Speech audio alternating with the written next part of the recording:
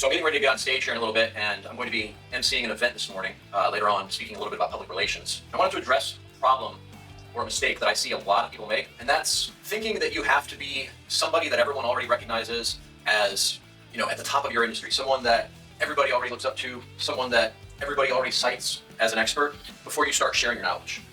And that's a huge mistake because, look, the reality is you do what you do because you're an expert at it, right? You are working every day in your industry, and you know things that most other people don't.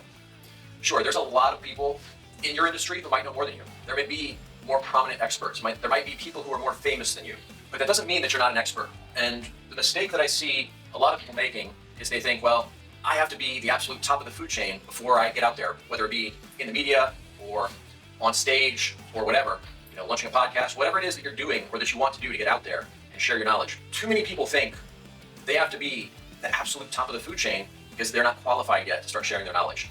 And nothing can be further from the truth. So you've got a tremendous amount of knowledge, and to somebody, you're an expert. You may not be an expert to some of the top people in your industry, but you have tremendous knowledge to share that can benefit a lot of people. And not only are you doing yourself a disservice by not getting out there and not sharing that information, you're also doing a disservice to the people who you're trying to serve. So that could include your clients, but it could also include the people who are thinking about hiring somebody to do whatever it is you do. They're thinking about using your services or buying your products. If you get out there and start sharing your knowledge now, you're starting to build an audience. You're starting to build that authority status. You're showing and demonstrating your knowledge. You're showing and demonstrating your capabilities and your expertise. What happens when you do that is, first of all, you start to develop more confidence because you're teaching people something. You're providing value to the world. When you do that, that builds your confidence, not through this bullshit fake it till you make it, but through actually bringing value. The other thing is that it builds your audience. It builds your reputation. It puts you in front of people. And in doing that, it helps you create more impact. It helps you reach more people. It helps you generate more money. And when you do that, your business starts to grow. And then you can impact more people and make more money in the process. Now, the people who aren't as qualified as you, the people who don't know as much as you do, they generally don't have a problem getting out there and sharing their knowledge because they want to get out there. They've got that drive, they've got that hunger, and they want to get out here and start sharing so that they can grow their business. And because they don't have what you have yet, they're not worried about losing anything. They're not worried about looking silly. They're not